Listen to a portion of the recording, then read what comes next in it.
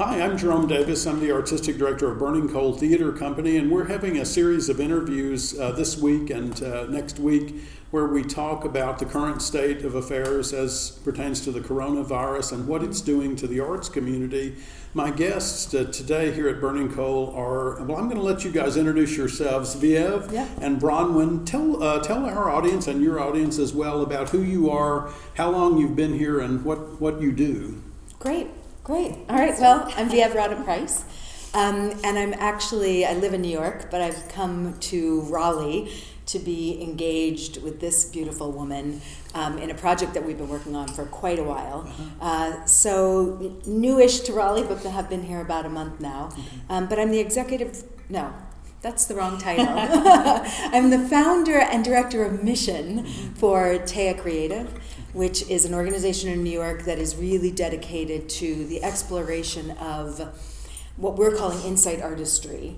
Really just wondering about how to make art with the express purpose of kind of a look inside of how we make meaning and how we kind of know, value, and decide. And so we're quite dedicated to insight artistry. So that's who I am. Very good, Bronwen. Hello, I am Bronwen Carson. I am the artistic director and founder of Sounding Line Arts. But before Sounding Line Arts, which I founded in 2011, I had a journey from professional ballet dancer right out of high school, joined a company at 17, sustained a terrible injury that ended my career. Sort of existential crisis and sadness ensued, and I found solace and an anchor in acting classes. So I really enjoyed that. On a whim, I sent my resume into a movie called Dance With Me that was filming in LA. Just kind of on a whim. Someone dared me, and I got the role. So they flew me down to LA, and I was in this crazy ballroom dance movie, and I loved it. And Randa Haynes was the director. She directed Children of a Lesser God, incredible film. And after she said, "Hey, Ron, I think you should move to New York and pursue acting." So I did. And I spent from 1997 until 2015 in New York pursuing acting. I did a lot of film work. I did some theater work. I did a little bit of touring, mostly straight dramatic theater, but also some musicals because that's so fun. Sure. And then I decided, hey, I'm interested in choreographing, so I started to choreograph. And then I said, hey, I'm interested in directing, and so I started directed a wonderful little play called April's Fool by Kelly McAllister, wonderful playwright, for the Fringe Festival, and won the directing award. So that was kind of weird and fun. Right around that time, Vieve and I started working on a courting, what would become a courting, but we were workshopping.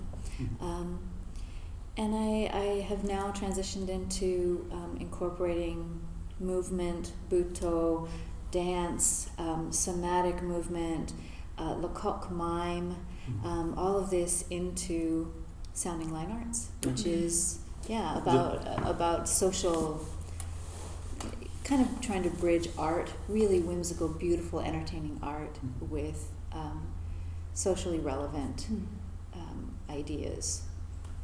So I'm noticing that neither of you are quite saying the word theater when you describe what you make. Is that intentional? I mean, it's Sounding Line Arts is both. I'm very much interested. I'm finishing a novel right now, and but I think that's a really great question, Jerry. Theater is so much in my blood that I don't even name it anymore. So yes, I would consider Sounding Line Arts theater making. Theater company, okay. And Viv, you view it in a slightly more exaggerated way to include other types of art as well. Yeah, thank you. Yeah, I think it's more that the process and the intent of the artistry comes first almost, and then the product of this, whether it's theatrical performance pieces, is sort of how we talk about it, so it's not strictly theater. Right. And particularly what Bronwen and I are working on now for a courting, which hopefully is here in June, really has a lot of different components to it. And I think theater just limits, if people hear theater, it may not really allow for them to have the expanded view of what we're doing. Right. But they will be surprised when they walk into the building, when they come to see According, which is part of our second stage series that opens on the first Wednesday in June and runs for 3 weeks, and will include According and 2 other productions that will run in repertory over that 3-week period. So you have moved here to North Carolina, is that correct, Bronwen? Yes, for now this is my home base, absolutely. I still go to New York around 4 or 5 times a year. I still teach at a Steps studio on Broadway, and I still have a lot of my artistic connections there. A lot of people I'm collaborating with. We've taken some school groups up there and used Steps to do workshops. Yeah, Steps is wonderful. But yes, I would say that I'm based here now. And Vieve, you're not quite yet, or you're thinking of, or it's New York is definitely my home, but it's been to engage in this project and this process. We came down and we've been here since February 20th, and we'll be here through June. So you get here, whether you're staying or not, and you start out, and then you pick up the paper one morning, or at least we used to say that back in the day. You pick up the paper. Now you don't pick up the paper, but you see the news, and in the news is the story that we all are in trouble, and we all are going to have to stop doing many of the things we've done. So what have you had to give up so far, or push down the road in your lives? I mean, particularly for this project, we've both been actually feeling quite lucky and grateful, because the timeline that was prescribed already seems like it may actually work out. So Bronwen and I are working together. Well, we've been putting this whole piece together. We have a history of it in New York, putting it together. But starting March 30th, we will be working together to build the piece in the theater. And we have all of April to do that. Right. And then we don't really need to engage our company until the very end of April. And hopefully that'll be somewhat possible by then. Then we'll have May to rehearse, and we don't open till June. So in some ways, the giving up in terms of this project hasn't actually manifested in any way that has been substantial. The only thing I would say is that the auditions. We were able to do one round of auditions, and we found 5 wonderful, talented, committed artists that we really want to work with. And our company is 12. We need 12. And the next round we had to put off. Okay, and understandably, I think that's where we have felt as theater makers, as creating this. Understandably, people are hesitant, and as well they should be. I think we're learning quite quickly each day, as well people should be. Hesitant to be in contact with each other. Sure. And a big chunk of the audition was this physical contact improv as a group. So we had to take that away. We definitely took that one off the table. And how did you replace that? I mean, I'm curious, because I've been in those kinds of auditions before. What did you replace it with?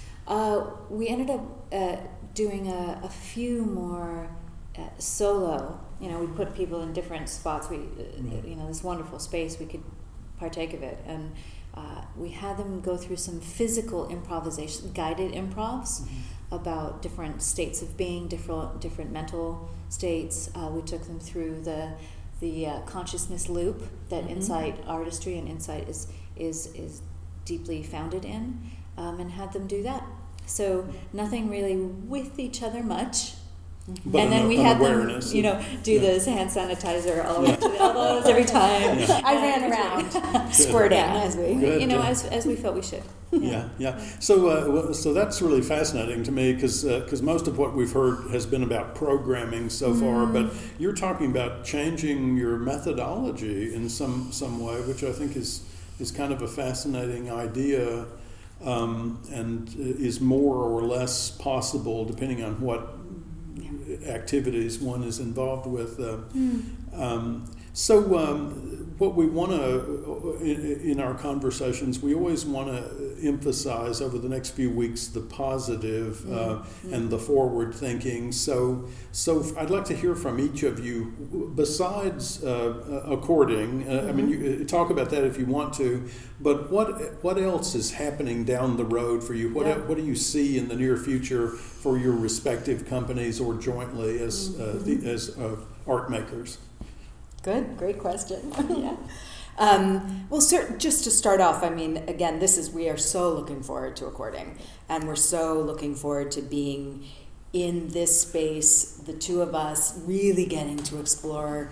And I mean, we have the piece all mapped out, but we also still need to build it in a sense. So we get that opportunity together. So we're both really excited. We're going to be meeting 3 to 4 times a week to build the piece before we then meet with the company. So there's that, and it's full, like Bronwen was saying, it's full of these interesting movement sequences, and it's very, very light on text, almost no text, because we're really interested in delving into interiority in a way that's then shown externally, but without words. Yeah.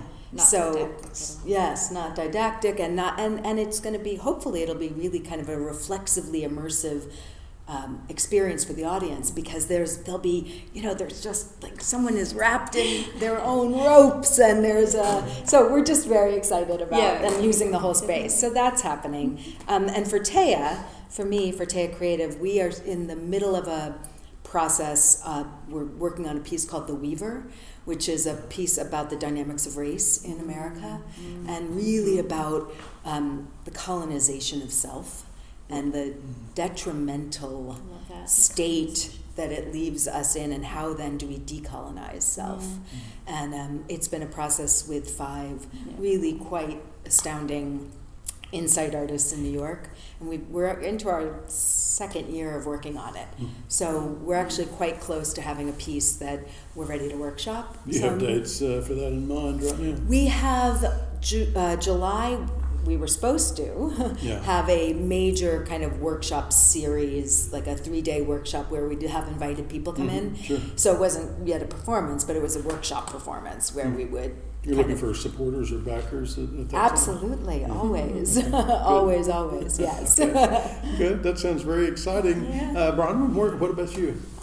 For myself, I kind of have 2 tracks. My own track as a director for hire and a writer for hire, and then Sounding Line Arts. Sounding Line Arts is deeply vested in According. And there's 2 productions that I'd love to bring to fruition, and that's a play called A Savage Simple that is based upon Nawal El-Saadawi's best-selling novel Woman at Point Zero, and she gave me the rights to create a play basically as a sequel to her novel. Interesting. So I'd really love to bring that to the Triangle and to whoever will have it. But I'm also in the midst of developing a screenplay and a TV series, and both of them are, the insight artistry in this foundation really changed my approach as an artist, and helped me refine my desire to bridge social justice, or whatever I call justice, fairness. Fairness. I know it sounds childish, but it really resonates. Fairness. It's not a word you hear nearly as much as you should. As you But should. it's just like you Yeah. have that little thing inside where we're like, that's not fair. But it is. And art. But it is what we do as artists, right? I mean, when you get right down to it, the thing that we're trying to expose is unjust behavior, unfair behavior, or mechanisms to create fairness more. Even in the simplest ways, even in a frothy musical or a light comedy or something there's like still that. that kernel of absolutely. And we're using comedy in According, because I think we all know that the people that make us laugh, or those moments that make us laugh, they're just inherently opening. We just crack open, and we're receptive, And then hopefully these installations and these movement moments in the soundscape of According will kind of inject very, very lightly a bit of a question, but definitely not anything concretized. Say like, hey, this is right, that's wrong. Right. But we are interested in using humor because it's such a wonderful tool. It's the secret ingredient for most It is. great art, even the more serious things. Absolutely. It's like salt. Yeah. You know, it just needs a little salt. A little spices things up. I love salt. So. Well, Bronwen and Vieve, it's great having you guys in the community. I'm hoping, against hope, knock wood, that we'll get a recording on the boards Yes. in June as we Yes. have planned, but we will get it one way or the other. So thank you for being here, and thank you for being here. Yeah, And, thank you. And we look forward to more. Yes, Oh, yes. absolutely. And really, again, thank you for this incredible opportunity and this incredible community and space. Yeah. And it's just been remarkable Such a pleasure. already. And I will say, if there's anyone who is listening to this, that we will be having more auditions, because Yes, we we definitely need 7 more artists, movement-based artists, courageous artists, committed artists who want to engage with us in this Yeah. piece. So Where Strong can people go actors to that find will- out about that? Should they look at our website eventually, or yeah. do you have some? Your website's great, Jerry, but also we have a website now dedicated. It's accordingimmersive.com. Okay. So just the word according, the word immersive, all together.com. yeah. Okay, Yeah. great. That's Thank great. you. Terrific. I know many people are interested in this project and will want to find out good. more about it. Yeah. Thank you both. Here we Thank go. you. Thank Thanks. you. Cheers. Thanks.